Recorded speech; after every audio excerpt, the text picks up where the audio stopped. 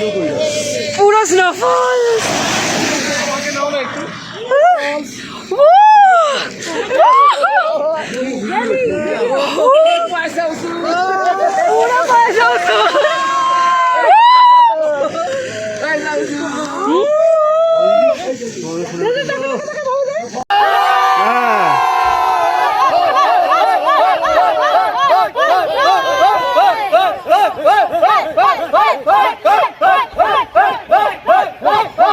Hello everyone, welcome back to my channel. আজ আমরা খুব সকাল সকাল বেরিয়ে পড়েছি। আজ আমরা তাওয়াং থেকে বোমডিলা যাচ্ছি, আর আগামীকাল বোমডিলা থেকে কলকাতার উদ্দেশ্যে রওনা দেব। তাওয়াং থেকে বেরিয়েই আমাদের প্রথম স্টপ নুরানাং ফলস, যেটি জাং ফলস নামেও পরিচিত। Nuranang false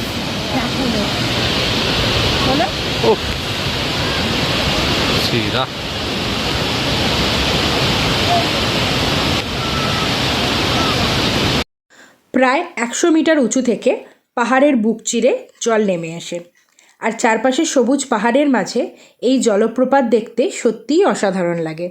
1997 Koyla cinema, superhit, Shahrukh Khan and Madhuri Dixit. সেই গানটা মনে আছে, তনহাই তনহাই? ঠিক এই জায়গাটাতেই কিন্তু শুটিংটা হয়েছিল।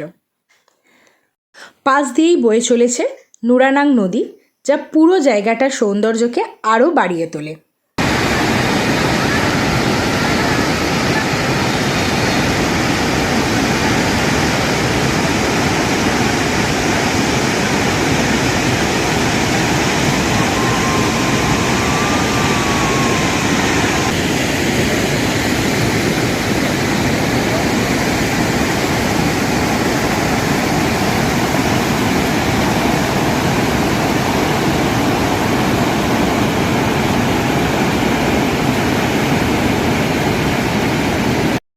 এরপর আর কোথাও নামার প্ল্যান ছিল না আমাদের। প্ল্যান ছিল মাঝে আমরা লাঞ্চ করব, তারপর সোজা বোমডিলা হোটেলে যাব। কিন্তু আজ আমরা যে ভিউটা পাই সেটা একেবারেই আনএক্সপেক্টেড। চারিদিকে শুধু বরফে ঢাকা পাহাড় আর স্নোফলস। এমন দৃশ্য সত্যিই ভাষায় বোঝানো যায় না। তোমরা ভিডিওটা শেষ পর্যন্ত দেখতে থাকো, কারণ সামনে যা দেখতে চলেছ সেটা আমাদের এই পুরো ট্রিপের অন্যতম সেরা মুহূর্ত। আমরা অনেকক্ষণ ধরে স্নোফল উপভোগ করি, ছবি তুলি, ভিডিও করি, আর এই সুন্দর মুহূর্তগুলোকে মনে গেঁথে রাখার চেষ্টা করি। জীবনে প্রথমবার এত কাছ থেকে এমন সুন্দর স্নোফল দেখছি। বলো তো, এমন সুযোগ কেউ কি মিস করতে চায়? সত্যি মনে হচ্ছিল যেন সিনেমার মধ্যে দাঁড়িয়ে আছি। এই মুহূর্তগুলো আমাদের সারা জীবন মনে থাকবে। সেলা টানেলে প্রবেশ করার আগেও আমরা আবার গাড়ি থেকে নেমে পড়ি।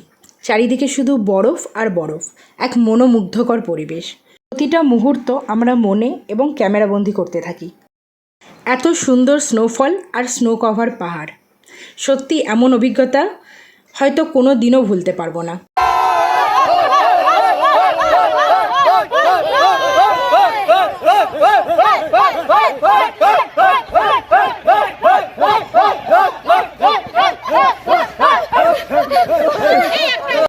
এরপর আমরা সেলা টানেলে প্রবেশ করি এবং পরের গন্তব্যের দিকে এগোতে শুরু করি। টানেল থেকে বেরিয়েও আবার চারপাশের অসাধারণ বরফে ঢাকা পাহাড় আর স্নোফলের দৃশ্য। যতবারই সামনে তাকাই মনে হয় আরেকবার গাড়ি থামিয়ে শুধু এই সৌন্দর্যটা উপভোগ করি। পাহাড়কে বিদায় জানানো সত্যিই খুব কঠিন লাগছিল। এই সুন্দর ভিউকে বাই বাই জানিয়ে আমরা পৌঁছে যাই বোমডিলা। সন্ধ্যায় একটু বেরিয়ে বোমডিলা মার্কেটটা এক্সপ্লোর করি। ছোট্ট শান্ত একটা পাহাড়ি বাজার, যেখানে সন্ধ্যার আলাদা একটা সুন্দর পরিবেশ থাকে। তারপর হোটেলেই ডিনার করে পরের দিনের জন্য রেডি হয়ে যাই। পরের দিন আবার খুব ভোরে বেরিয়ে পড়ি, কারণ সেদিন সন্ধ্যা 7:30টায় আমাদের ফ্লাইট ছিল।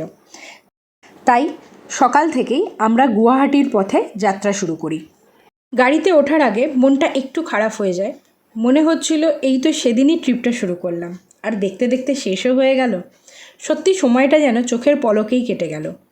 এত সুন্দর পাহাড়, এত অসাধারণ ভিউ, এতগুলো নতুন অভিজ্ঞতা আর এত সুন্দর সুন্দর স্মৃতি নিয়ে ফিরছি, কিন্তু মনটা এখনও এখানেই পড়ে আছে। ইচ্ছে করছিল আর কয়েকটা দিন যদি এই পাহাড়ের কোলে কাটিয়ে যেতে পারতাম। তবে একটা কথা নিশ্চিত, অরুণাচল আমাদের অনেক নতুন সুন্দর স্মৃতি উপহার দিয়েছে। আবারও এখানে আসার একটা ইচ্ছে রয়েই গেল।